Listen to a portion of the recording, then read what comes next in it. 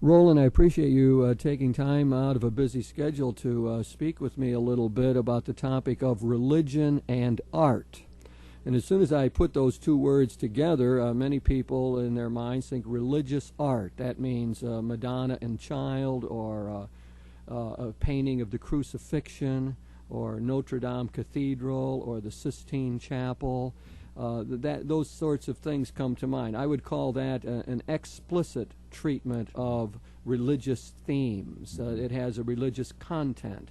But I think there's also another way to think about religion and art, and that is in a more implicit way. But before I get to that, let's just talk a little bit about this explicit subject matter. Okay. I think just an observation on my part, that a lot of what we take for religious art seems to be rather saccharine, or it has been in the past. It has a sweet character to it. Jesus often looks almost effeminate in many of the paintings, etc. And so let's just talk about explicit religious themes for a minute. Okay, I think that's certainly true about the images of Jesus. I can think particularly of the Sacred Heart representations, that some of them are so atrocious that they're no help. Not only no help, I mean, I find them just obnoxious. I couldn't look at them. And the danger of being explicitly religious is that when you get into sentimentality, you cheapen the subject that you're dealing with. And if somehow you can keep subtlety and nuance and approach it more sensitively, you can say things that are deeper, I think. And some of the greatest movies, pictures, and so on that I think are profoundly religious are not explicitly so. Yeah, they don't have religious subject matter as we usually think of it. If you were put in a library, you wouldn't put them under the heading religion, but yet they are religious in some deep sense. Again, let's stay with the explicit religious paintings or artwork. Some of it, of course, is considered to be great. I mean, some really does move the human spirit and portray great biblical themes to us. Isn't it Grunewald's Crucifixion, for example? I think one theologian said he thought that was one of the greatest religious paintings in history. Of course, that is a very gruesome painting and portrays the sufferings of Jesus in a tremendously intense way. Well, he did many of them. Probably you mean the Eisenheim altarpiece, that large, that's right. with a number of different panels, and he has the resurrection there, I remember, too, of Jesus. It's my favorite resurrection. It's almost like an atomic blast, where you don't see Jesus so explicitly, but it's like a light that flashes, and of course he didn't know about A-bombs, but when I looked at the painting, I thought of that, and this explosion of light, it probably symbolically certainly says more about the resurrection than if you got a very literalistic kind of image there. And of course, I mean, if you do take something like the Sistine Chapel, which is redone, not redone, what do I want to say, restored is the word I want, yes, and all of the talk about the bright colors that have shown forth, it puts Michelangelo in some sort of a new light, they claim. That's interesting psychology, because the dirt and all that stuff, of course, were the candles that burned at liturgies and the centuries of accretion, and some people got used to that, and they liked the dirt, and then when it was cleaned up and you could see it more as Michelangelo looked at it, they resented losing something. But that probably says something about our traditional sense of art. Art is something that helps to root us religiously, isn't it? I mean, think of the times when people have tried to restore churches or renovate churches, and people are unhappy that statues are taken out. They're unhappy if the crucifix is moved and so on. The church becomes too bare or too stark. Or I think it's the loss of the familiar. A lot of times sacred space has to do with the familiar. If you're talking great religious art, take the great cathedrals of the world. They certainly have this power to reveal the deity to us. Well, I can sympathize with that attitude a little bit. I grew up in a little town near Elkton, Maryland. Elkton was the big town for us. It had about 7,000 people. And the church was where my family went and where I was baptized and said my first Mass. And they, about, I guess 15 years ago, changed to a new church, which is much bigger and much better. But in a little side chapel, they brought the altar from the old church. And I must say that the few times I've gone back and visited, I thought that was very sensitive, and that was the altar I said the first Mass on. And it just has meaning for me that for years I was in front of that altar. And I think that when you can, you ought to respect that kind of sentiment, but then there are other times when it really becomes necessary to say, no, you can't hold on to it. And to respect it, I think, for genuine spiritual reasons, because we do need that sense of being connected in. There is the importance of creating sacred space in some way, where when you're in there, your heart soars a bit, or you are moved to greater reflection, meditation, where you become more prayerful. And certainly sacred space has the power to do that. It does, yes. Excuse me. Yeah. But I don't want to miss, Roland, as well, your other critiquing side of that, because I think you're right. It's not just that poor religious art is a neutral factor, but it often can portray really the wrong impression. It can make of religion a crutch. It can make Jesus less than human. Those kind of things, I think, that can get us off the track. Those images sure can get in the same category as having a rabbit's foot or something. I mean, the religion becomes something cheap and even superstitious. And if the art is truly worthy of being called religious and it's going to be explicit, it ought to be the very best art possible for that particular artist and the spectators. I suppose we would say in our own time there's a feeling that the arts have not flourished within the church, that explicit religious art has not done all that well, and that maybe because it has not been properly supported, the artists have trouble making it, who want to do religious themes, that maybe they don't have a chance to display them, etc. It's not the golden age in explicit art for religious art. No, it sure isn't. And there's not much money available for musicians, for artists, for other people who will really make the liturgical experience more beautiful. I'm very fortunate that my regular job is as chaplain to 250 Adrian Dominican nuns up in Adrian, Michigan. And many of them are artists and musicians and very gifted people. And so they don't have a lot of money, but they do have the talent. And often the liturgies have original masses with gorgeous music. The chapel is an old-fashioned but very beautiful one. There's a great deal of art done by sisters who are painters and artists around the place. And when you have that kind of quality, it adds so much. It does indeed. Yeah. Well, Roland, I started out by suggesting that we talk about religious art in another way, and that is what we would call it art that has an implicit religious dimension. That is, the subject matter is not religious. It might be a landscape, it might be a still life, it might be a portrait, but for one reason or another, it has what we might call a religious style to it, or it has a religious dimension that comes through. And that's really what I want to talk with you mainly about here, because, and I think that just to start that off, that part of what good art like that does is disclose to us some sort of the deeper dimensions of life, some of the mystery dimension that we associate with religious matters. Can you give me an example of what you're talking about? Because that might. Well, I can. Yes, I can. I think of what Martin Heidegger said about Van Gogh's paintings of peasant shoes. I can't remember the quote exactly. Martin Heidegger, being the great existentialist philosopher, often thought of as not being religious, but just a little vignette. I remember Karl Rahner telling me one time that Martin Heidegger, someone saw him walk through a church and he genuflected before the altar, and they were amazed, surprised, because they thought he was atheistic, and Rahner said, only if you didn't understand Heidegger would you be surprised at this little event. Anyway, Heidegger said that Van Gogh's painting of the peasant shoes was something like one of the most spiritual or religious paintings that were ever made. And all it is on the canvas are these two very worn shoes. But I guess if I understand it correctly, it's implicitly religious in the sense that that is saying something to us about the life of the peasant, about the person who was laboring hard, who dedicated their life, who offered up their labor to God. All of those kinds of things, I suppose, make it in some sense implicitly religious. Well, I think a really good example of that kind of thing that perhaps many of the listeners attended, I hope they did, was the recent Impressionism exhibit at the Toledo Museum of Art. And there were 5 Midwestern museums in St. Louis, Minneapolis, Kansas City, Pittsburgh, and our own Toledo that shared their Impressionist paintings. And what I thought was just a thrilling exhibition, very powerful and very beautiful.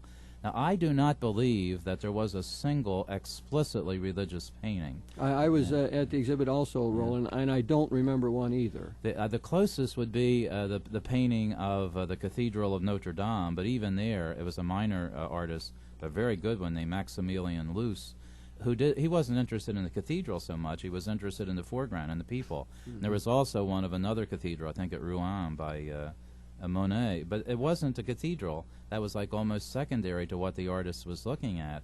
And Impressionists seem to be interested in light and color and beauty and the way we perceive and look at things.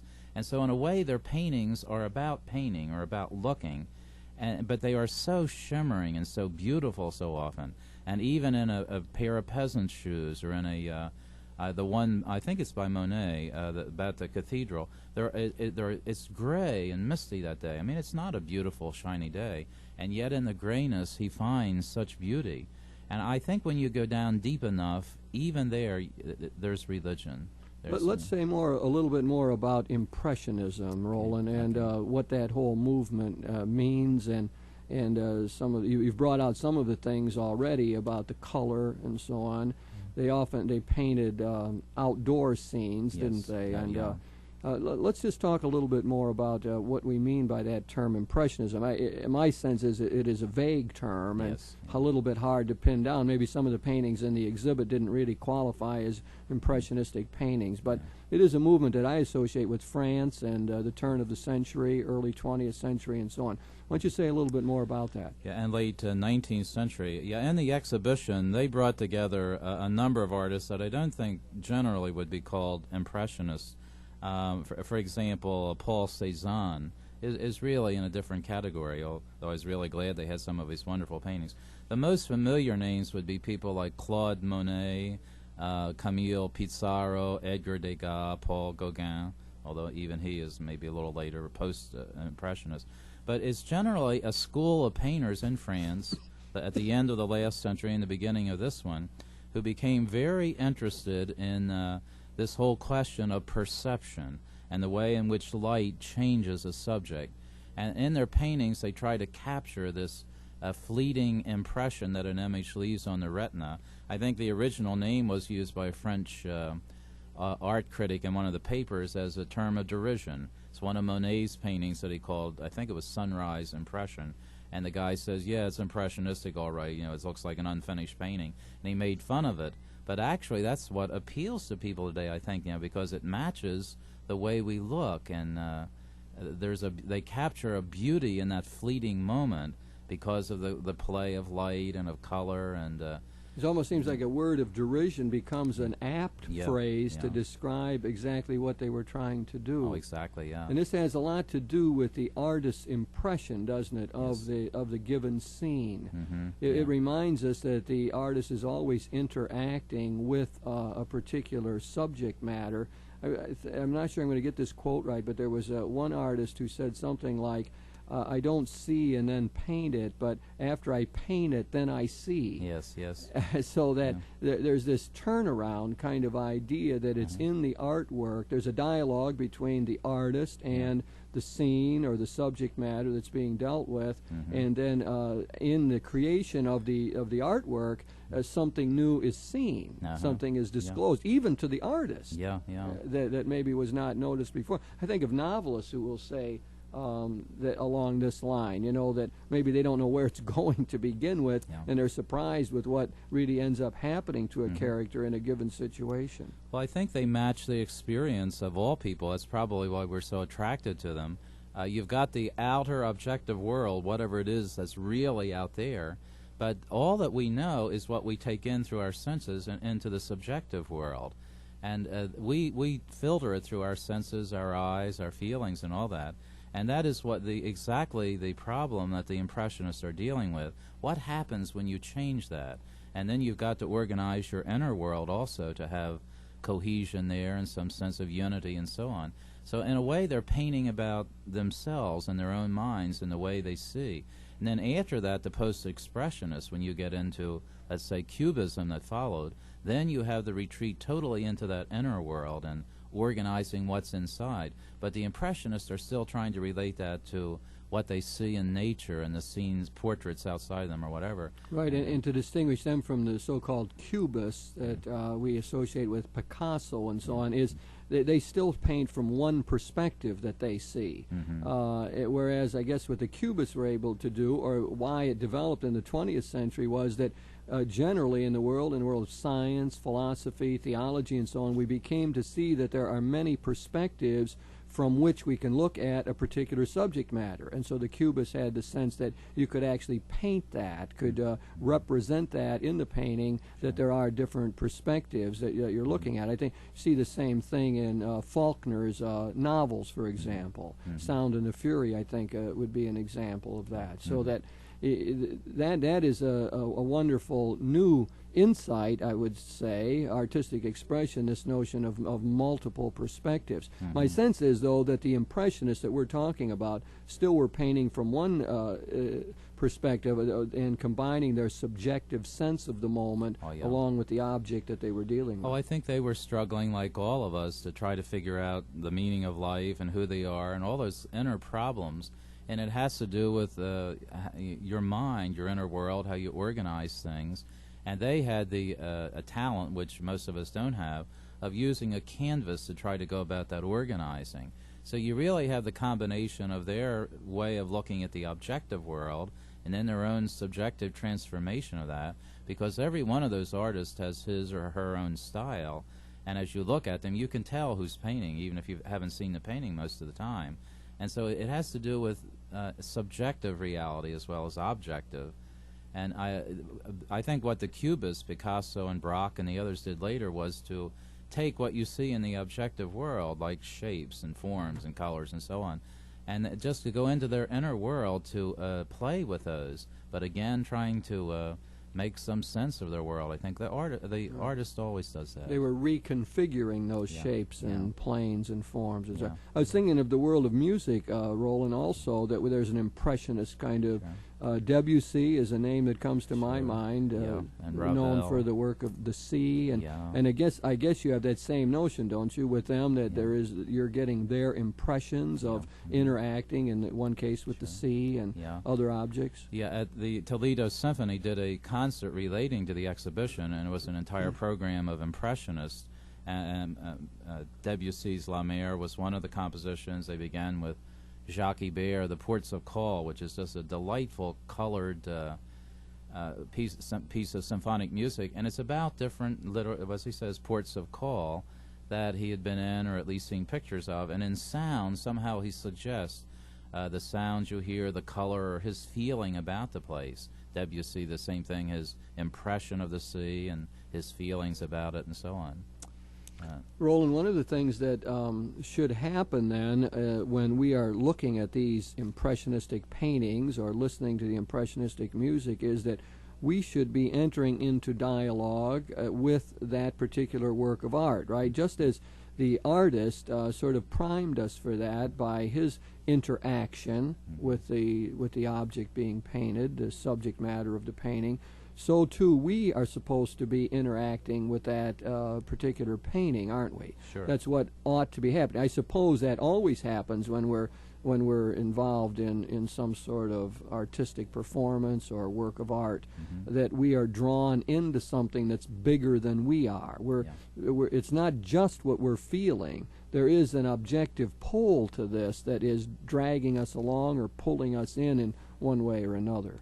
Well, there's a wonderful quotation from Van Gogh, whom you mentioned. This is a book I bought recently. I was in New York City in November, and it's called Sunflowers for Van Gogh. It's a very great photographer, David Douglas Duncan, went back and photographed the sunflowers that Van Gogh had painted in a number of his masterpieces.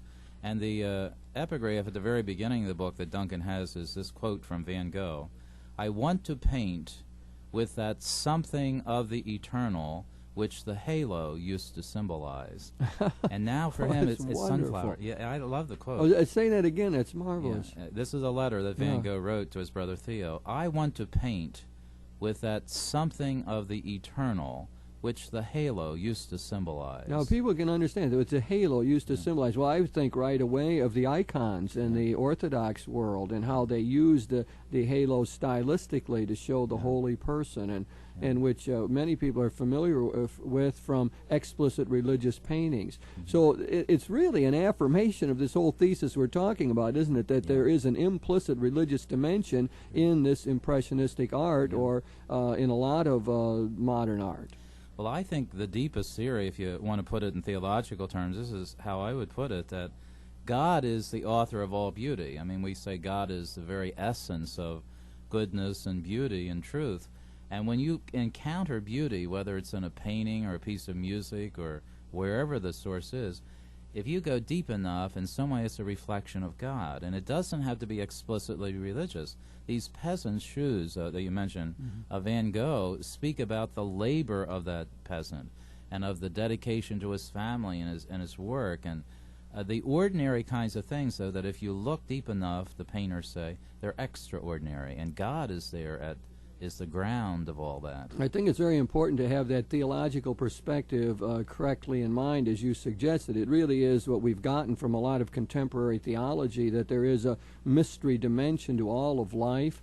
As Teilhard de Chardin said, for those who can see, nothing is profane. Yes. For those who have the eyes of faith, absolutely nothing is profane. Nothing's merely secular. Yeah. Everything has a larger religious, sacred kind of dimension. There is, as the writer Mircea Eliade says, that there is a theophany, that is a manifestation of theos, of God in the world, and the trick is to be attuned to that. Now, what I would say is that our exposure to art ought to attune us to that. A lot of us are trying to sharpen that awareness. We walk through our day, it's superficial, we flit around, we're in a hurry, we run here and there, it's routine, we feel like we're in a rat race, one day's like all the rest, time flies by, and need something in this technological age of ours to stop us, to sharpen our impressions of things, and to attune us to this mystery dimension of life.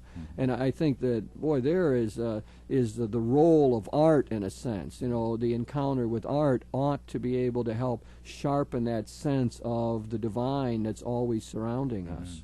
Well, I think contemplation is really the effort to recognize God's presence in all the aspects of life. As you say, that nothing is profane, but that everything in some sense is sacred. That word profane is nice. I mean, etymologically, you break it down, it's outside of phanum, the temple, that the profane person or thing is outside the temple. But this series says the whole universe is God's temple, and even the most ordinary thing is sacred and beautiful if you know how to look at it. And the Impressionists come along and other artists, and they get excited over shoes and excited over fog and excited over the most ordinary things. And suddenly you're able to see through their eyes and get some perspective that life is a wonderful, unsacred experience. I think that, too, each of the artists and each school of artists represents something particular about the divine. Now, it seems to me, in looking at that exhibit and Impressionist paintings, that it's telling us something harmonious, something about the inner power of creation, that things hang together, that there's a synthesis, that there's an ordering, some sort of overcoming of chaos. In other words, Impressionist painting is very popular these days. It's among some of those popular paintings. It gets the biggest price, and I think that people very often are more attuned to it than many other forms of 19th, 20th century art. And I think it says something to us that the world is manageable, that it hangs together, that the mystery that shines through is gracious, is kind, is with us. Maybe that's one reason that it works so effectively for people today. I think it has something to do with reconciliation, to use another word that relates to that all the tensions we feel, and these days are wars and rumors of war, and there's pollution, and life in many ways is really tough. And the artist that comes along and says, okay, those things are there, but don't take for granted that the sun came up today, and don't take for granted a million other things that you don't even think about. You know, look at life in its ordinariness, but also in its great beauty. And that kind of perspective, I think, is something you have to strive for. I would say probably the Impressionists are the most popular painters. If you look at, for example, the numbers who came to this exhibition in Toledo, I think it may have been their second after El Greco, but it was an incredible number of people. And they just poured into that. I know the day I was there, I spent 4 hours, but a lot of it was fighting, like pushing elbows. And I love that. I mean, people were very enthusiastic, and they'd stand in front of a painting, and they'd take that into it. And it suggested people who were a little bit starved for the beauty that was there, and finally for the spiritual experience, because I think it is that. I like the word you used there, starved. I mean, that would say something that happens in our technological age, our fast-paced world, that the spirit gets stifled and we get hungry for something more. There's a spiritual thirst that really is at work, and maybe people were finding that to be satisfied in one way or another. Yeah. I think that, Roland, that whole religious dimension you can't understand all this unless we remember it's implicit. In other words, the subject matter is not religious, but what we're saying is that underneath it all there is a mystery that shines forth, and the artist has found a way to do that, to image that for us. And the explicit would not work for many of those people, but the implicit does. Yes, in fact, as you pointed out before, they really didn't turn to that as subject matter, did they? No, they were not interested. It was nature most often, Well, Roland, we've been talking here about religion and art, and we talked a little bit about explicit religious art that we're very familiar with, great cathedrals, crucifixion themes, Madonna and Child, and so on. But we also then turn to say that there is another kind of religious art, implicitly so. And you picked out very well the Impressionists as being an example of this. Monet, people like that, who have really opened up the spirit world to us by painting things that are very ordinary. They have indeed found a way to let the gracious mystery shine through their works of art.